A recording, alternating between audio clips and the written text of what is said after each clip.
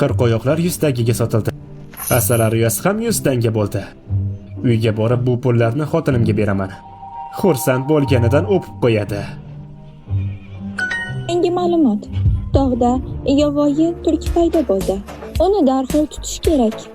Agar tezroq harakat qilsangiz, uni tutib olasiz. Uning narxi 10 ming tilla 10 ming tangaga tilla tanga? Hazillashyapsanmi? Juda yaxshi. Kechga qadar ulgurib qolishim kerak. Qorong'i tushib qolyapti. Avval uyga borib pulni xotinimga beray. Qor tulkisini keyinroq topaman. Vaqtni yutqazmayman, hammasiga ulguraman. Opa, yegani go'sht qolmabdi. Kecha pochcham 3 tanga bergandi. Pulni tejab ishlatish kerak. Ho'p. Pochchang kelgandan keyin birga yeymiz. Qizlar, men keldim. Pochcha, keldingizmi? Biz sizni kutib turgandik. Azizim, qo'lingizni arting. Katta rahmat.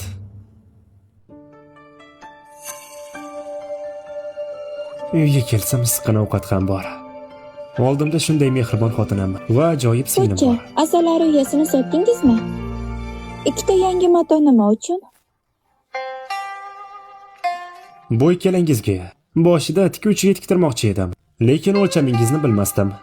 Sizlarning o'lchamingiz qanaqa o'zi?